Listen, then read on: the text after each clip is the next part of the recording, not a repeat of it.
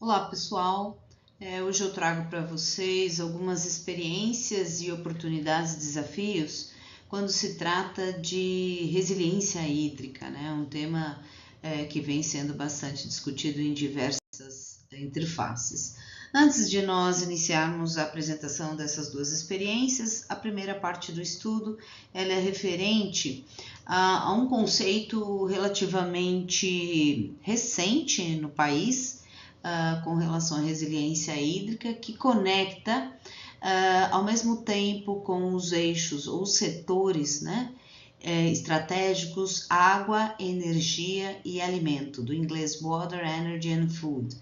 Segundo um estudo, né, desenvolvido com relação à demanda desses recursos a longo prazo, os setores mais vulneráveis às mudanças climáticas, em primeiro lugar energia, em segundo água e depois alimento, para manter as cidades resilientes às adaptações, né?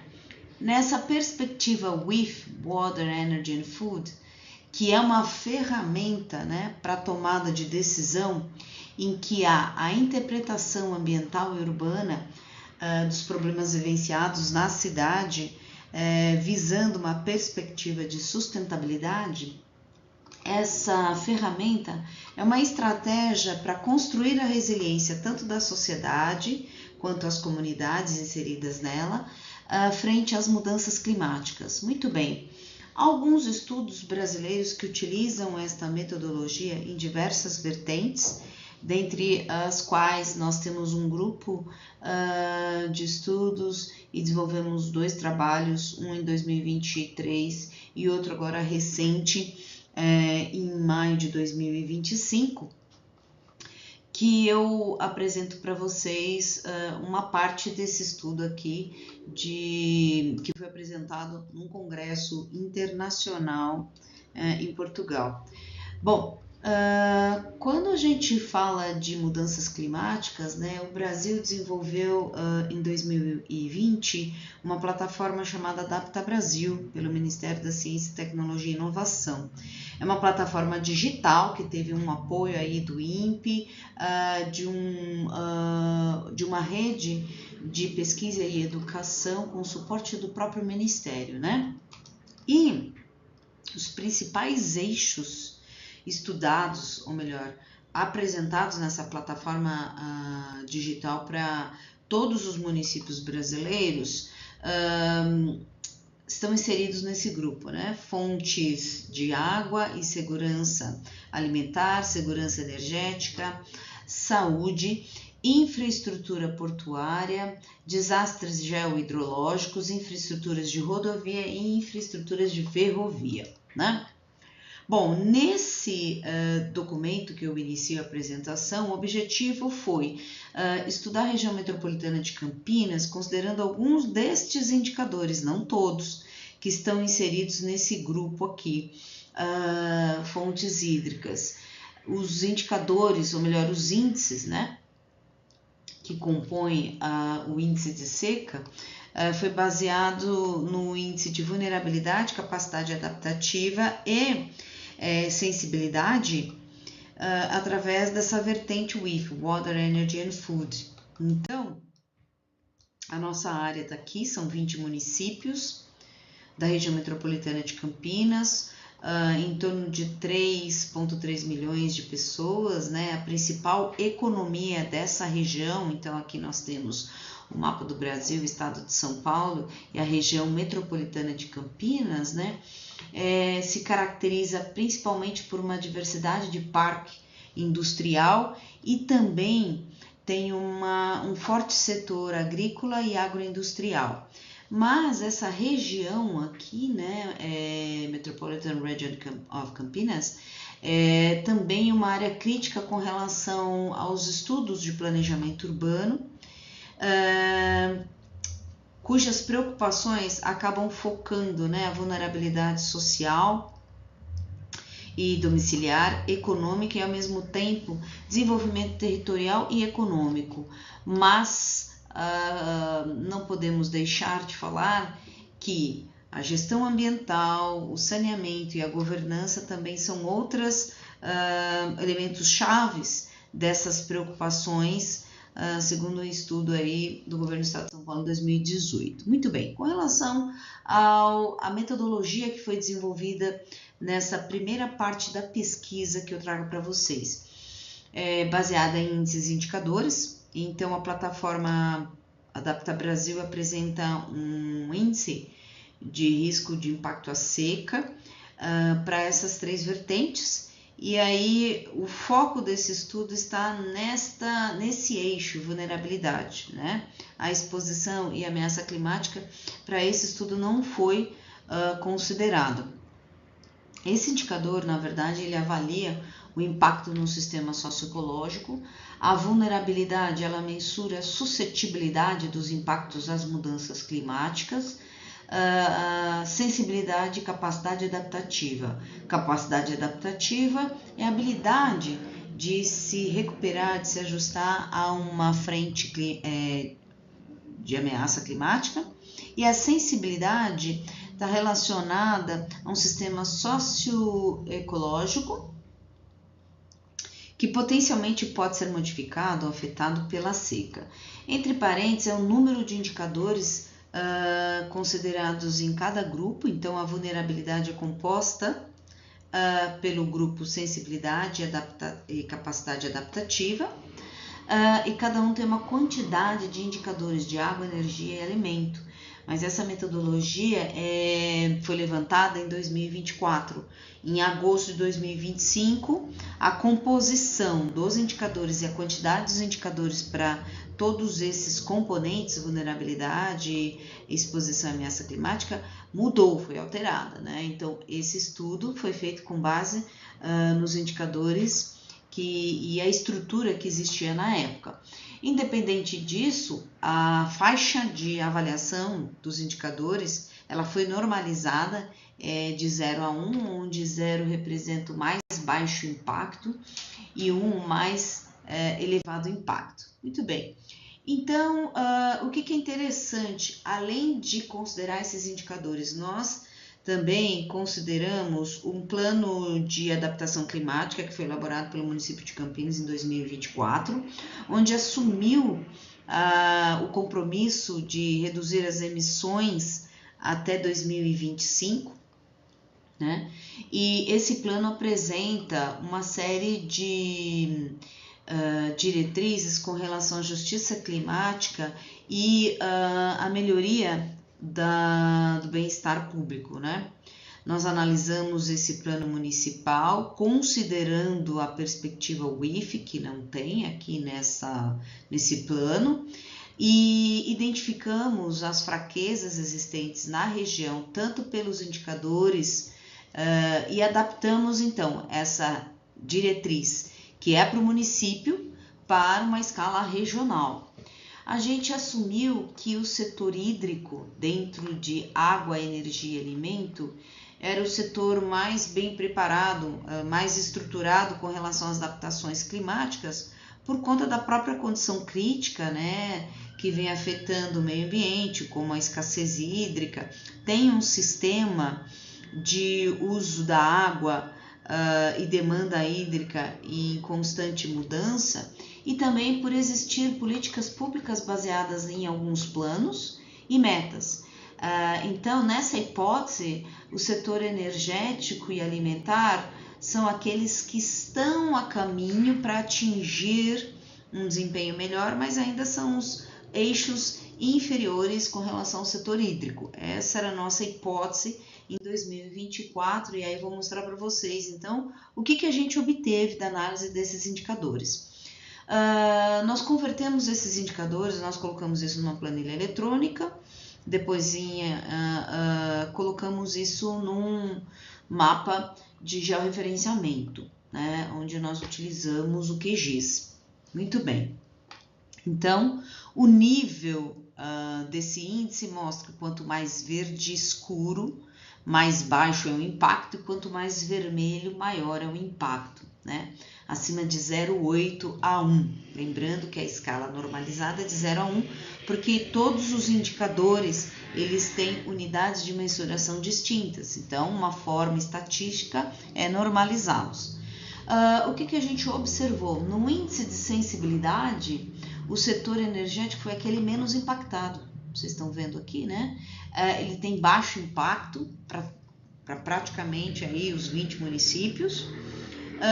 Já diferentemente do setor alimentar, que apresenta, né, alto impacto em alguns municípios, e bem diferentemente do setor hídrico, onde nós temos aí 55% dessas cidades aqui estiveram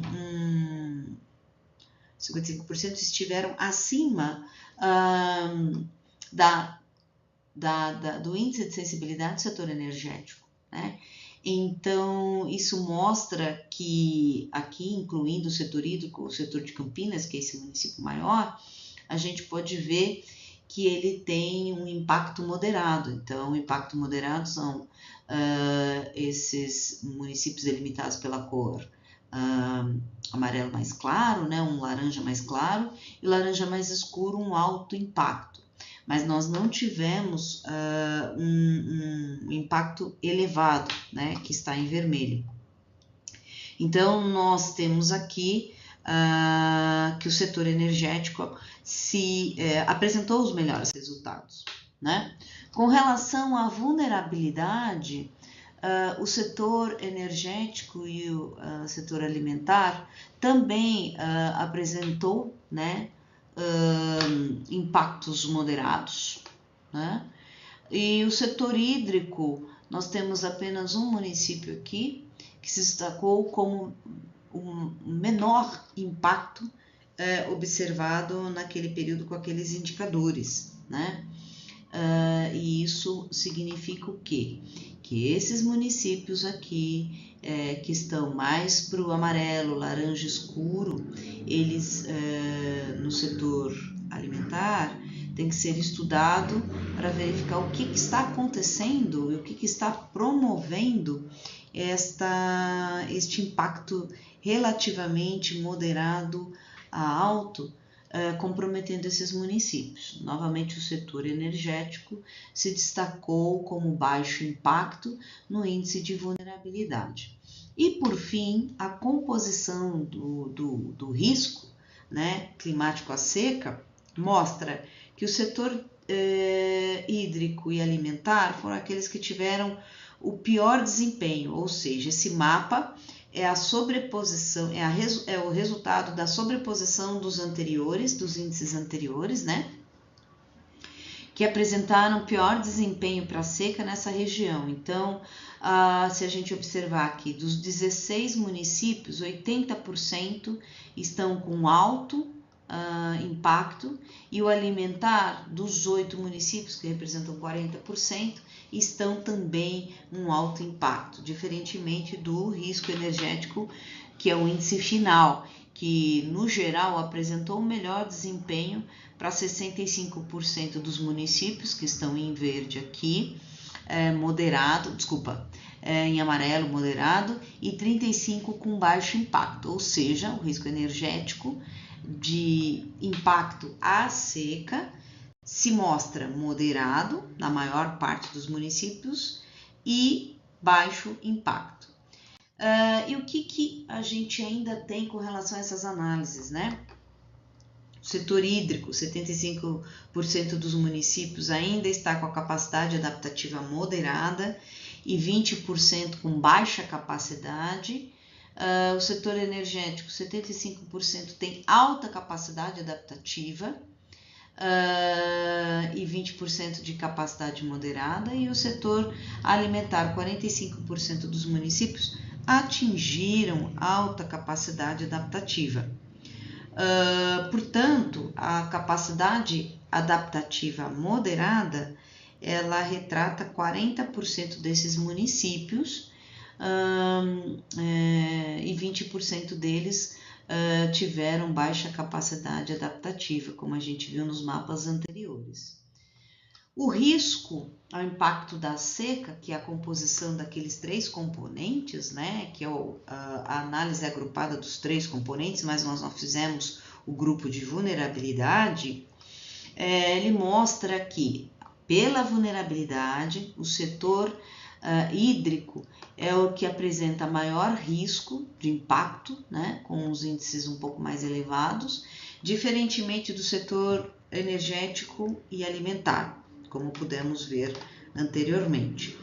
Mais 40% da região metropolitana, incluindo Campinas, para o setor alimentar, apresenta um risco alto. Portanto, a gente pode observar que a nossa hipótese não foi totalmente verificada, né? Vou comentar isso mais para frente. Por fim, considerando o plano de adaptação climática realizado pelo município de Campinas e as observações regionais por esses indicadores e mapeamento, a gente observa que nós temos o quê? Uma composição desse quadro para todos os eixos. Para o setor hídrico, a gente observa muita atenção com relação ao crescimento populacional, porque vai aumentar a demanda para todos os recursos, né? E o sistema de saneamento precisa ser garantido tanto na zona urbana quanto na zona rural. Para isso, algumas medidas adaptativas foram propostas, considerando aqui os desafios de adaptação e a proposta de diretrizes nessa perspectiva WIF. Por exemplo, para a escassez hídrica e estresse e escassez hídrica, o ideal é que haja um aumento no controle destes veículos que promovem a contaminação da água e, consequentemente, desencadeiam doenças de origem hídrica, de veiculação hídrica, né? E assim por diante, tudo bem? Com relação ao setor energético, que foi aquele que melhor apresentou os seus resultados, nós estamos propondo que haja um melhor planejamento, né, para identificar uma demanda humana que vem sendo crescente no setor alimentar, no setor hídrico e no setor energético, com relação à produção desses recursos para garantir o fornecimento, uma vez que a população vem crescendo e tende a crescer até 2050, né? A população global, não necessariamente a população da região metropolitana de Campinas, né? E o saneamento, que está relacionado com a qualidade da água, o tratamento de esgoto, uma série de outras ações, projetos, iniciativas para drenagem sustentável e resíduos sólidos, né?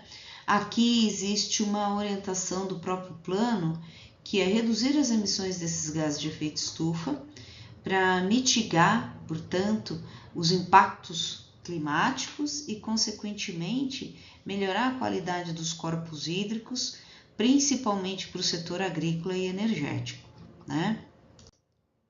E, por fim, o setor alimentar inclui aí cenários de sustentabilidade para melhorar o desenvolvimento urbano e periurbano agrícola. E, portanto, investir em agricultura sustentável e, ao mesmo tempo, né, limitando a demanda hídrica e energética pode ser um diferencial nessa região. Como conclusão, a nossa hipótese central, portanto, não foi negada, né? Não foi verificada, porque a gente assumiu que o setor hídrico era o mais bem preparado e, na verdade, foi o energético. Essa abordagem da perspectiva WIF, ela é interessante, mas ela desencadeia uma série de conexões relevantes que nós não fizemos aqui, porque a gente só usou o indicador bruto pronto, calculado. Mas quando você faz uma relação em cadeia com indicadores e modelagem matemática, esse sistema se torna mais complexo, porém viável dentro de uma vertente sustentável.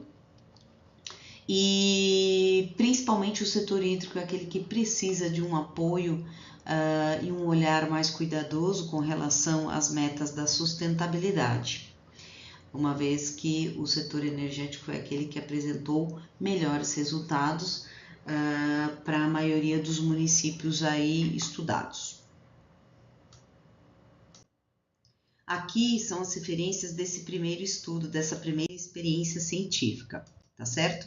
Agora eu vou apresentar um outro estudo que nós fizemos com outros indicadores e metodologia. Nesse caso aqui, nós apresentamos no congresso da ASEMAI, que é uma associação de assistência aos municípios que atuam na área de saneamento em 2024.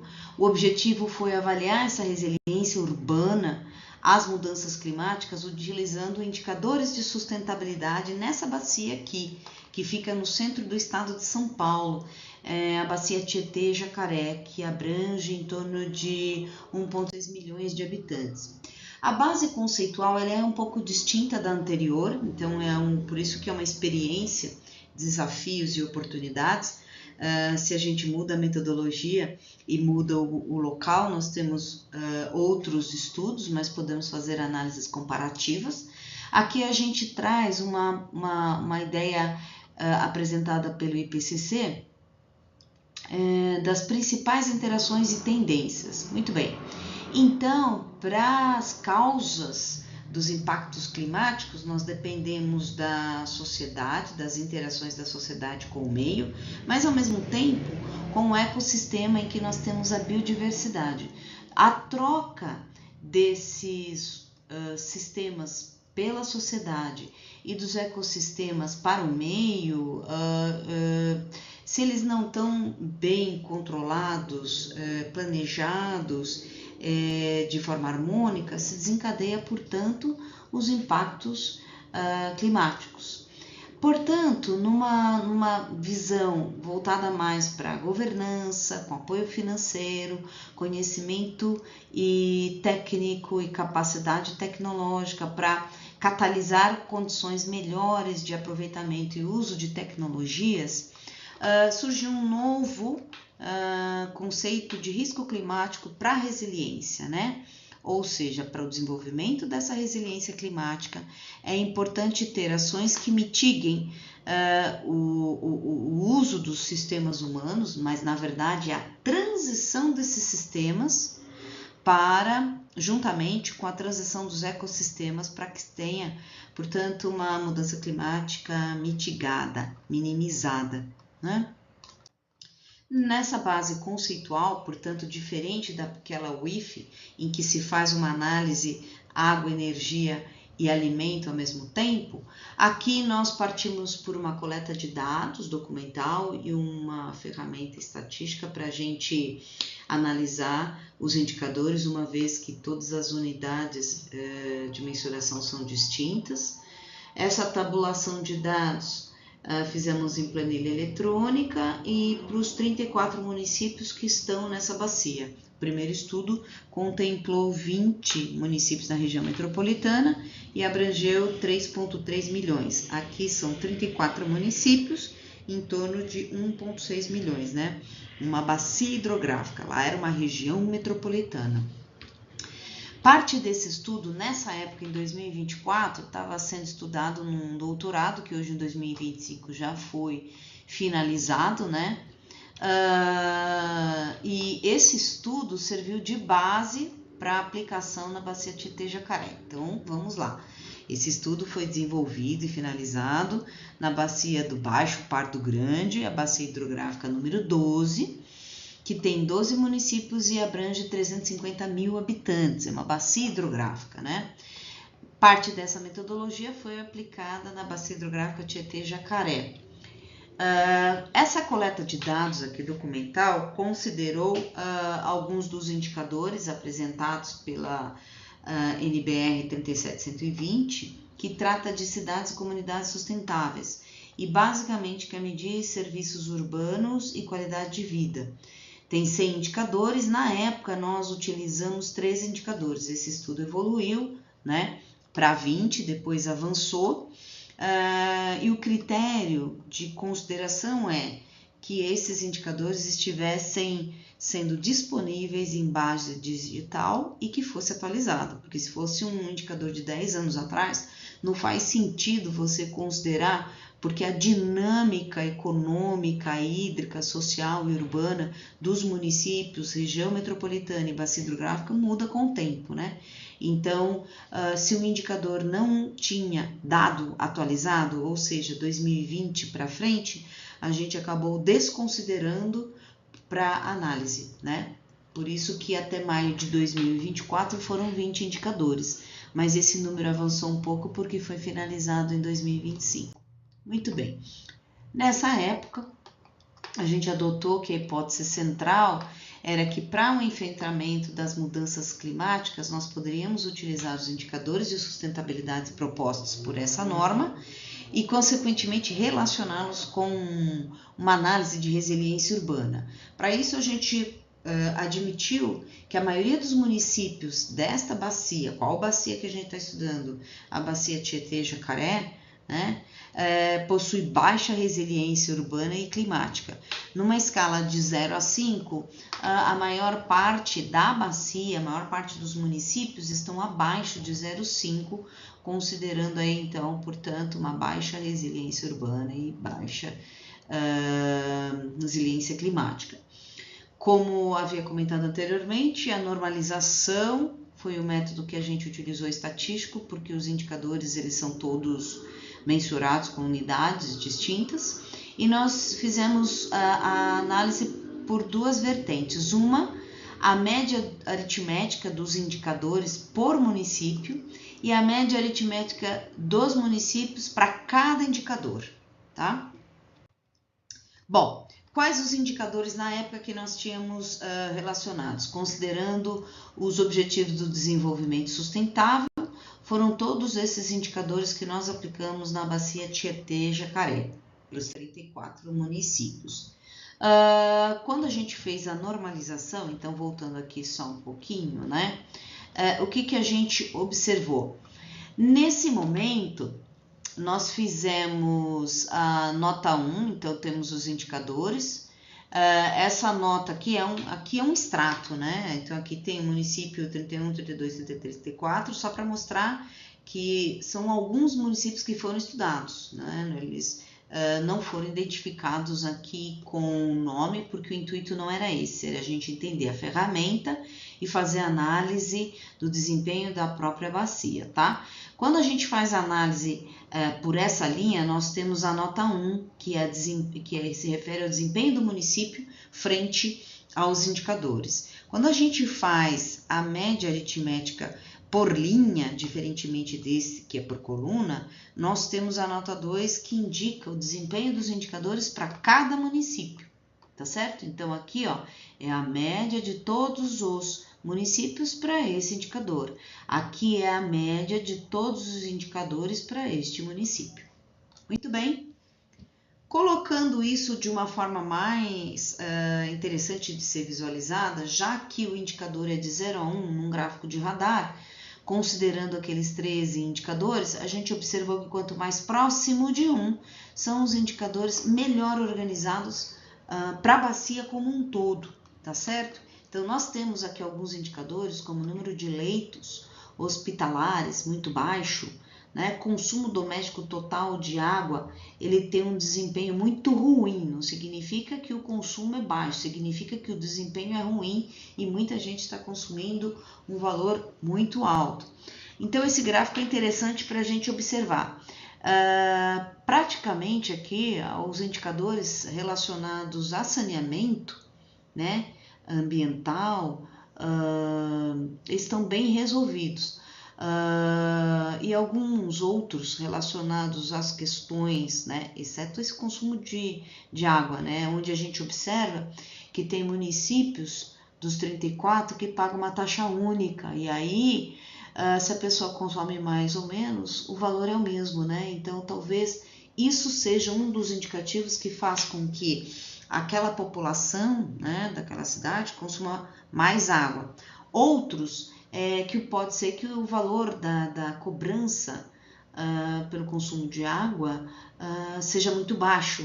Enfim, tem uma série de outros desdobramentos que esse gráfico precisa ser analisado, porque os valores são baixos na bacia como um todo. Com relação à média, então a gente viu a média dos indicadores, agora com relação aos 34 municípios, né? Então a gente observa que tem municípios que estão com baixíssimo desempenho, olha, 0,33, né? Então eles estão muito abaixo do esperado, ou seja, o ideal é que quanto maior o índice, né, desses indicadores, melhor é o desempenho do município. Então, como a maioria aqui, ó, a gente pode observar, está em torno de 0,60, alguns 0,70, esses estão em caminho, né, estão a caminho do melhor desempenho, mas ainda nós temos uma árdua análise para verificar individualmente cada indicador e o motivo do indicador estar baixo, para depois considerar os demais indicadores, né? Então, nessa análise por desempenho dos municípios, nós tivemos que a maior parte dos municípios teve um desempenho favorável, acima de 0,6, porque a gente tinha admitido que todos eles estavam abaixo de 0,5, né, como hipótese, somente um apresentou 0,75. Com relação ao indicador, o esgoto sanitário não tratado foi muito ruim para alguns dos municípios. Destacado aqui nesses relatórios, que a gente já tinha essa noção, porque são municípios que não tratam esgoto naquele período que a gente analisou até hoje, né? A limitação da pesquisa é que, como eu falei, alguns indicadores têm base em 2010, então isso fez com que a gente excluísse esses indicadores, porque eles não representam a atualidade, né? Naquele estudo, em 2024, que a gente começou, tivemos 3 indicadores, essa análise ampliou para 25 e finalizou com um número maior de indicadores, quase 30, né? Abrangendo outros objetivos de desenvolvimento sustentável para a mesma bacia de 350 mil habitantes, que foi aplicado aqui no Baixo Pardo Grande, tá? Que serviu de base para análise da bacia Tietê-Jacaré. Essa foi uma pesquisa voluntária, ou seja, todas as pessoas elas desenvolveram uma participação sem qualquer remuneração. Foi mesmo uma análise metodológica pelo próprio interesse. Então, o que a gente observou?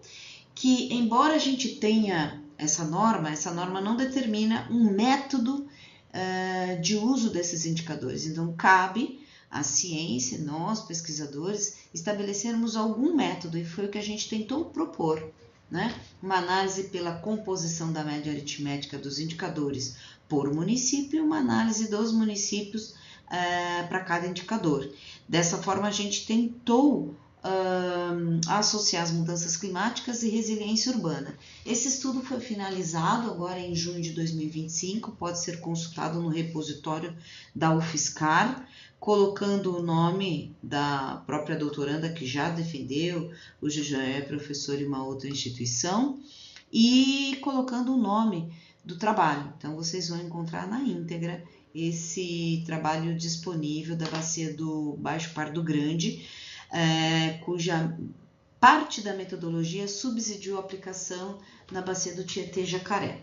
Nesse sentido, na bacia do Tietê-Jacaré, onde a gente aplicou parte desses indicadores, a gente viu que a maior parte dos municípios atingiu uma resiliência um pouco acima do esperado, né? Acima de 0,5, e, portanto, está classificada como medianamente conectada com a sustentabilidade, contrapondo-se com a hipótese inicial que a gente achava que não estava em busca, né, rumo à sustentabilidade. Aqui são as referências, né, deste segundo estudo, e se você tiver um interesse de saber um pouco mais sobre resiliência urbana e climática em sua cidade, você pode nos procurar. Esta foi a aluna de doutorado na época, hoje já é doutora e professora em uma faculdade que compartilha pesquisas conosco como parceira, o professor Paulo Vaz e a doutoranda Laura Pestana. Nesse sentido, eu finalizo a apresentação e espero que vocês tenham despertado interesse para qualquer um dos assuntos que foram aqui tratados. Muito obrigada Até a próxima!